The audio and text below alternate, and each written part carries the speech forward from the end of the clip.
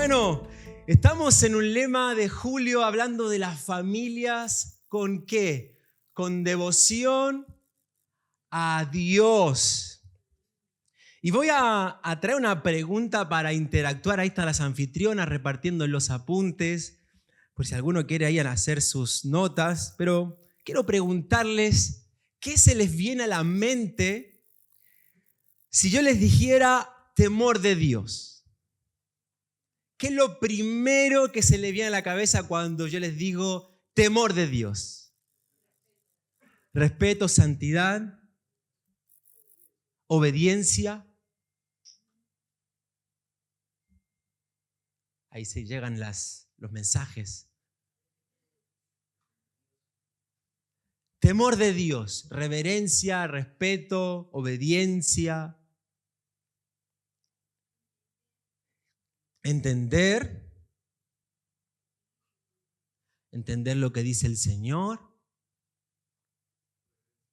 Reverencia.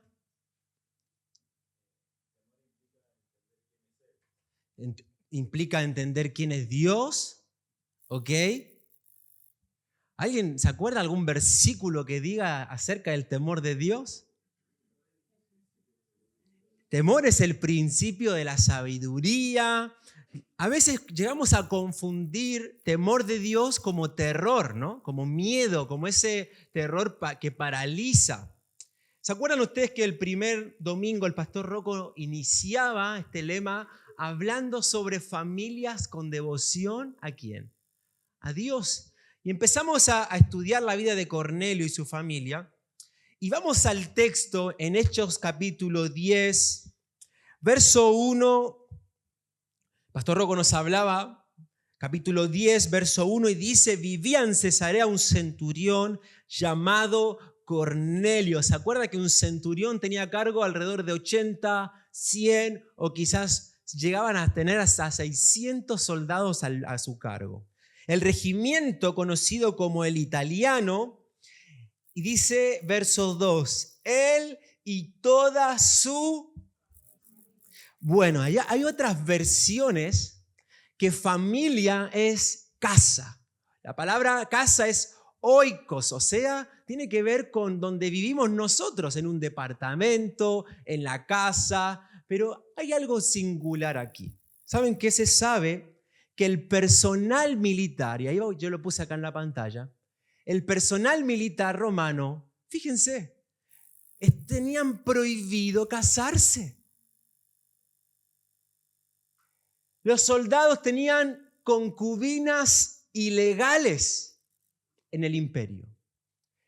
Por ende, los centuriones, al tener el cargo que poseían, tenían que ser trasladados de un regimiento a otro por la labor que le tenían que desempeñar. Fíjense, vamos a la siguiente. Por eso era raro, era raro que se pudiera mantener un matrimonio para un centurión. En la época era muy raro que Cornelio pudiera estar casado y mantener una relación durante mucho tiempo. Entonces acá es probable que Cornelio se casó de forma extraoficial, no bajo la cobertura o bajo el mando del imperio. Lo interesante acá, que como mujer, como esposa en la época, tenía que adoptar de forma natural la fe de su esposo. Era como algo innato. O sea, el esposo se casaba con la mujer, inmediatamente la mujer tenía que seguir los pasos de su esposo en cuanto a la fe. Entonces era muy normal que compartiera la religión de su esposo. Entonces aquí dice el texto, él y toda su familia eran devotos, y acá dice, y temerosos ¿de quién? Temerosos de Dios. Y el mismo verso aquí nos da una descripción de Cornelio y su familia.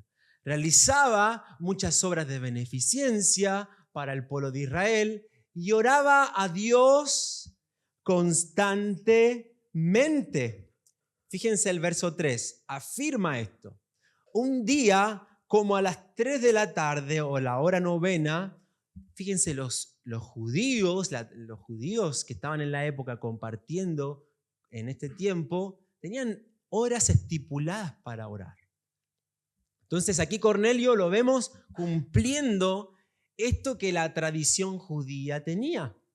Entonces, aquí ya vamos a introducirnos a lo que es el tema.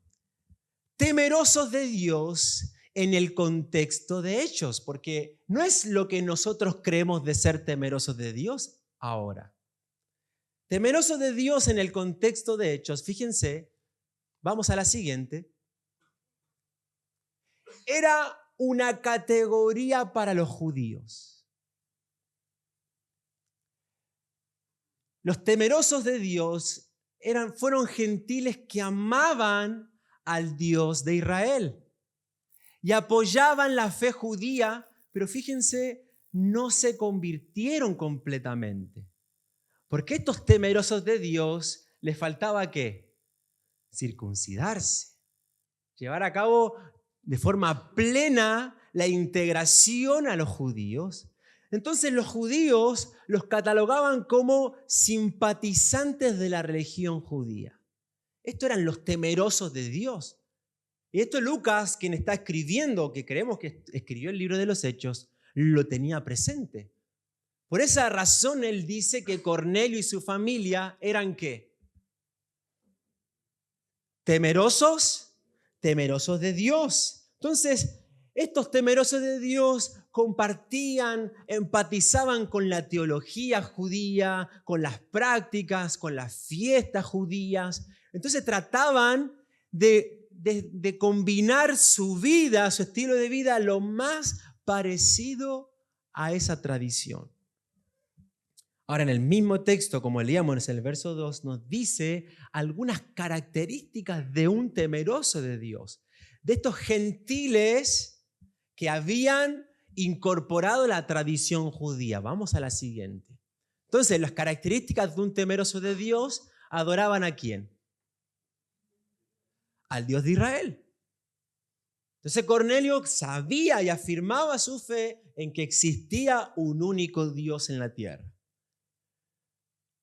Otra característica, se adherían a las prácticas judías.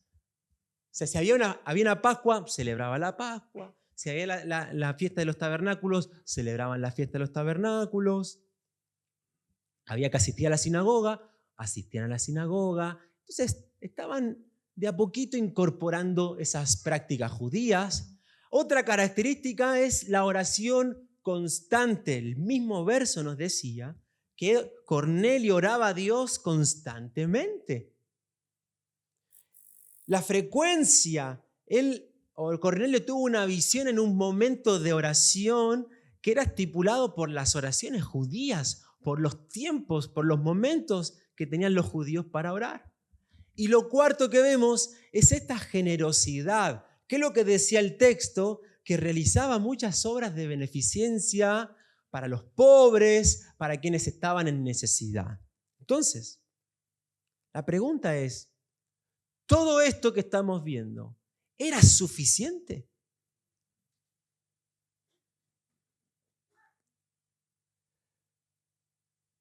¿Es suficiente todas estas características? ¿O faltaba algo más? Entonces aquí es donde vamos a introducirnos. ¿Tienen puesto el chaleco? ¿El chaleco salvavidas? Espero que nadie abandone el avión en esta mañana, por favor. Hay familias como Cornelio y su familia, hoy en día, o matrimonios, hay noviazgos que mantienen un estilo de vivir el evangelio como simpatizantes. Simpatizan con la fe cristiana, les gusta ser cristiano, pero ¿saben qué? A la larga no lo han tomado en serio. No han tomado en serio lo que implica seguir a Jesús. Entonces hay otros que por costumbre, claro, mi abuelo o mi abuela iba a la iglesia, mi mamá, mis papás iban a la iglesia, entonces yo me veo ¿en qué? Por tradición, mis antepasados van a la iglesia, ¿yo qué tengo que hacer? Ir a la iglesia. Entonces vemos también esta realidad en nuestros días, que la fe es una fe traspasada, una fe que se hereda. Y hay familias que van a la iglesia porque los hacen sentir bien. Porque claro, hay un momento especial, me abrazan, hay un café, hay algo rico, hay algo, una energía, una vibra especial aquí en la iglesia. Entonces, adoran a Dios, creen que hay un único Dios verdadero, pero ¿saben qué? Hay una identificación religiosa, pero no hay una conversión genuina. Como Cornelio. Identificaba con la tradición judía, hay que orar a las 9, a las 3 de la tarde, a las 6 de la tarde, y oremos. ¿Pero era suficiente eso para Cornelio? Existen familias que así como tienen una identificación con la fe cristiana, pero esa fe queda solamente en una fe dominical. Porque después en la vida diaria, en las acciones cotidianas, esa fe no se muestra. Y aquí yo les traigo un dato del futuro del Evangelio. Y es un dato de Europa, donde viene nuestro cristianismo, o donde vienen los que empezaron a traer la fe aquí del lado de Latinoamérica. Y en Europa el fenómeno actual se vive un cristianismo nominal. Esto es lo que es los sociólogos, yo no es idea mía, estos son los sociólogos que están estudiando el fenómeno de la fe cristiana en Europa y dicen que hay un cristianismo nominal. ¿Qué es este cristianismo? Son las personas que están afiliadas a una iglesia o que se identifican como cristianas solamente ¿en qué? Solamente en las encuestas. ¿Se acuerdan cuando viene el censista y les dice, ¿crees en Dios? Sí. ¿Vas a la iglesia? Y ponele. Las encuestas dicen que los cristianos nominales asisten a la iglesia ocasionalmente o casi nunca. Quiero aclarar lo siguiente, esto pasa en Europa, no pasa aquí. La persona, los sociólogos dicen, la persona puede dar, y vamos a la siguiente, puede dar una aprobación intelectual a las doctrinas básicas cristianas. Ser un miembro activo en asuntos de la iglesia, congregarse, servir en la música, servir en el café. Pero fíjense, sin embargo, nunca experimentar una conversión o una relación personal con Cristo Jesús. Esto pasa en Europa y espero que aquí en San Isidro no pase o no lleguemos a vivir un cristianismo nominal. Cornelio y toda su familia tenían una categoría de que eran ¿qué? Temerosos de Dios. Nominalmente, Cornelio y su familia eran temerosos de Dios, pero ¿saben qué? Le faltaba algo. Le faltaba ¿qué? Experimentar el mensaje de Jesús en su vida. Es atravesar, es ese mensaje que atraviesa todas las áreas de nuestra vida. Y a eso vemos, por cuestión de tiempo, vemos desde el verso 4 hasta el verso 48, después ustedes pueden leer toda la historia, vemos todo lo que sucede con Cornelio y con los que estaban en la casa de Cornelio. Y fíjense, de ser temerosos de Dios, pasaron ¿a qué? Termina la historia, a ser llenos del Espíritu Santo. Los gentiles que eran catalogados como temerosos de Dios reciben el mensaje, experimentan, tienen el entendimiento de quién es Jesús, porque Pedro les comunica quién es Jesús. ¿Y saben qué? Antes de que Pedro terminara el mensaje, ellos empezaron a hablar en lenguas. Y los judíos que estaban ahí dicen, ¿cómo puede ser esto que esté pasando? Que gentiles estén hablando en lenguas. Como familia, como casa, la fe de Jesús terminó afectando a todos. Por eso en esta mañana, esto fue solamente la introducción. El título de esta mañana es ¿Familias cristianas o consagradas?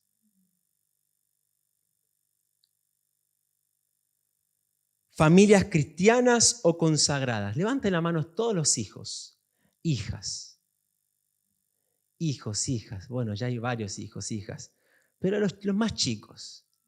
Los hijos más chicos, bien. Pregunta. Vamos a la pantalla. Si tus papás decidieran no seguir más a Jesús, ¿has tomado una decisión personal por él?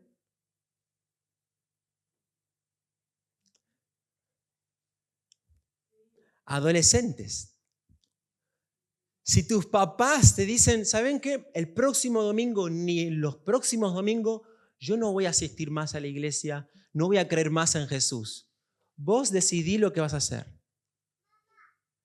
¿Puedo decir hoy en día, yo tengo una fe firme en Jesús?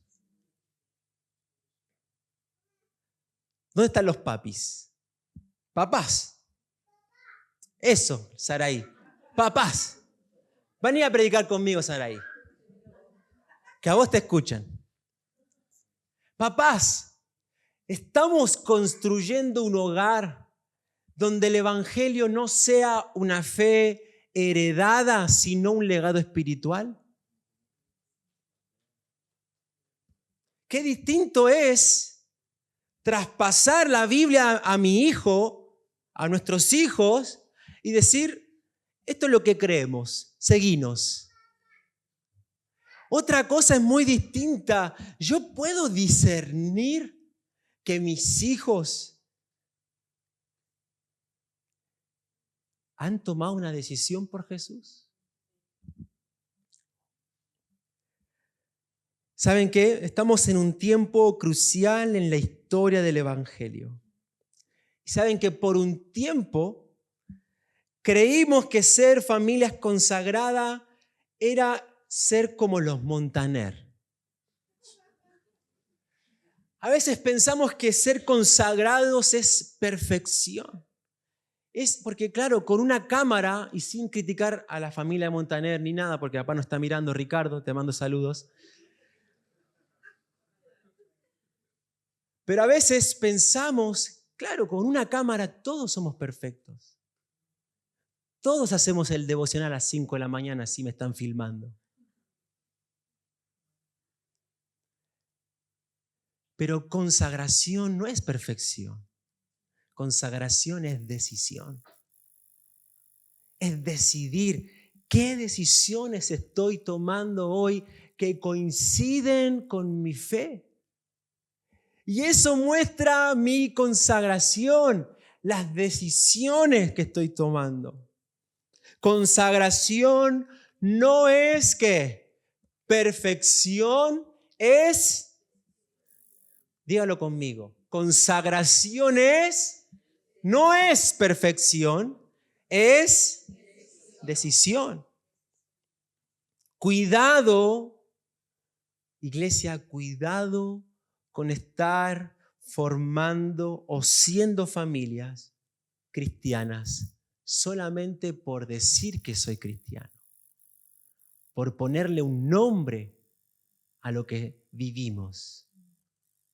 Fijémonos en la familia de Cornelio.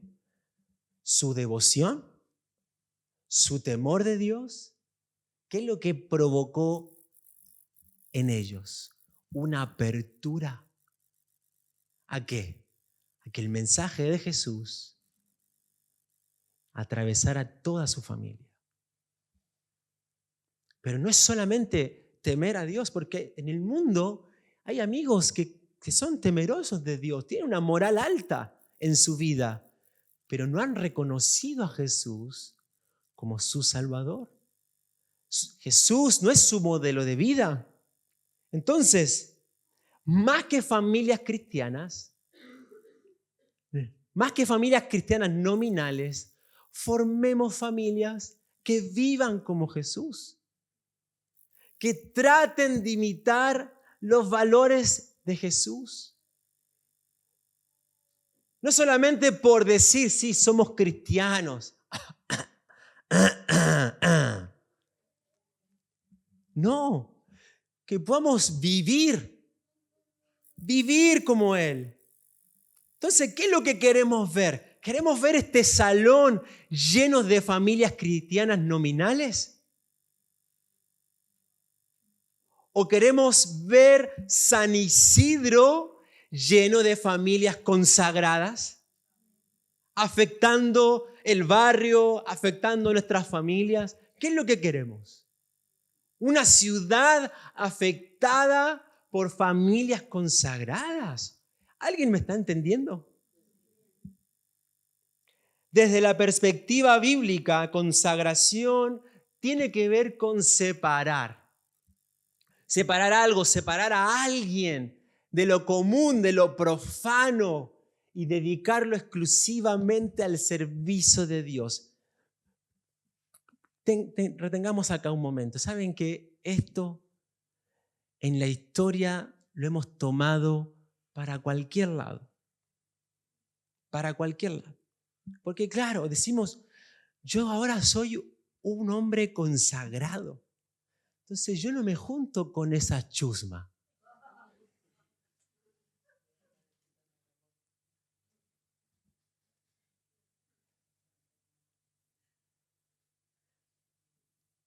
Somos consagrados para influenciar. Para influenciar. Somos consagrados para acercarnos a nuestras familias que no creen en Jesús. ¿Cómo me voy a alejar? ¿Cómo me voy a separar de esos familiares que no conocen a Jesús? Romanos dice, ¿y quién les va a predicar? Ahí es donde tengo que más acercarme, más ser como Jesús, con esa familia que aún no conoció a Jesús.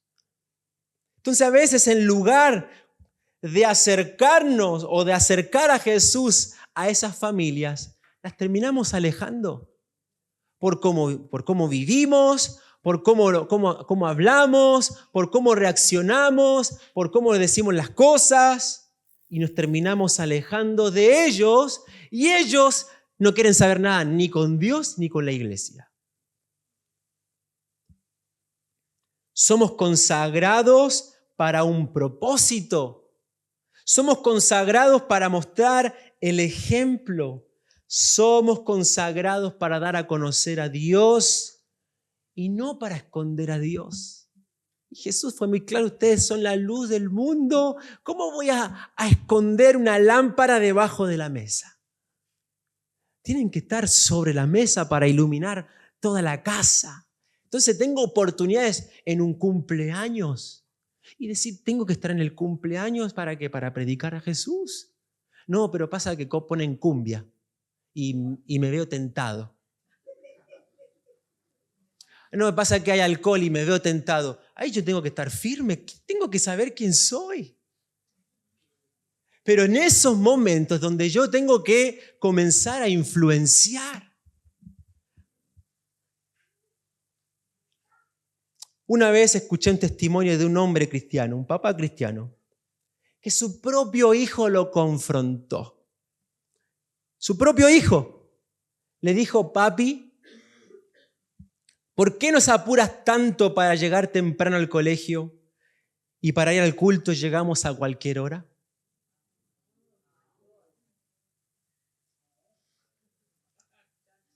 Vuelvo a decirlo por alguno que no lo casó. Este chico le dijo al papá: papi, ¿por qué nos apurás tanto para llegar temprano al colegio y para ir al culto llegamos a cualquier hora? Como dice el pastor Rocco, los chicos no comen vidrio. Lo que estoy diciendo acá no es que tenemos que, porque ya alguno va a decir, Abraham dijo que hay que llegar a cualquier hora al colegio y hay que llegar temprano al culto. No estoy diciendo eso, ¿eh? Lo que estoy diciendo es que nuestras familias tienen que reconocer nuestros principios. Tienen que reconocer nuestros valores, nuestras prioridades, nuestras formas de vivir. Saquen la idea del culto, pero en lo diario, en la vida diaria. Es ahí es donde nuestras familias tienen que reconocer lo que somos. ¿Somos solamente cristianos o somos consagrados? Que puedan reconocer nuestros valores. ¿Saben qué? Hay un cansancio en las nuevas generaciones. Hay un cansancio por la hipocresía. Están hartados de ser una cosa. ¿Recuerdan el sermón del domingo? La palabra que al pastor Rocco le costó trabajo, pero lo logró. ¿Se acuerdan la palabra? Dicotomía. Hay una generación hoy en día que necesita personas reales, que no finjan. Tenemos que dejar, familias, tenemos que dejar de caretearla. La consagración de Cornelio llevó a su familia, fíjense, a una experiencia real con el mensaje de Jesús y con el Espíritu Santo. ¿Saben que ayer, ya termino con esto, y justo ayer nos vino al palo lo que pasó, pero ayer dijimos, bueno, vamos a ir a un día de campo y para que mis papás prueben el asado bien argentino. Y lo llevamos a un pueblo. Y le digo al parrillero, dele un tour a mi papá para que conozca la verdadera parrilla argentina. Y le dio todo un recorrido de todo, costillares, todo. Mi papá estaba así, ya se le quitó la gana de comer. Eran 4 de la tarde. ¿Me prestan atención? 4:30 de la tarde. Habían chicos de como la edad de Leví, 4, 5, 2 años, 6 años. 4 de la tarde empieza un hombre a tocar el tango. Hermoso, tocaba el tango, tenía la cuerda desafinada, pero dale que toca tango, y le salió perfecto. Y el hombre decía, dale que va a venir un show, después de mí va a venir un show, dale, esperen. Y el show termina de cantar. Y el show a las 4:30 de la tarde era un hombre de 1,90 m, vestido con una pollera hasta aquí, haciendo un baile. Estamos hablando de 4:30 de la tarde, en un lugar donde hay chicos de 2, de 3, de 4 años.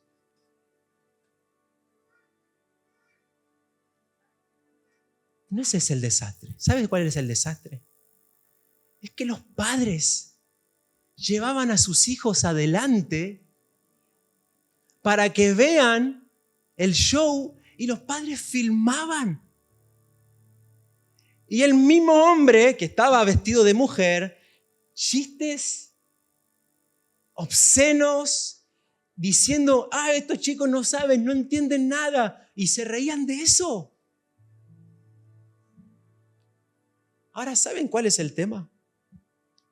No es que una discriminación ni nada. El tema es el horario, el momento, es un almuerzo. Fue después. Pero lo que voy es, A Leví obviamente lo dimos vuelta, le dimos la vuelta, le pusimos la peli, le pusimos los auriculares. Menos mal. Estaba ahí en la luna. Pero ¿se imaginan? ¿Se imaginan que Leví me viera filmando? Y que yo le dijera a Leví, dale, mira este show. Espero que nadie de los que estemos aquí llegue a hacer eso. Pero lo que voy es, en el mundo no hay una pizca de temor. Una pizca de decir, si presentamos este show, hay una familia. ¿Cómo puede ser? Eso no es un momento, no es el horario apropiado para hacerlo. Pero fíjense, no hay. Pero en esos momentos en los que uno puede, ¿qué? Ser distinto, ser ejemplo y guardar a nuestra familia.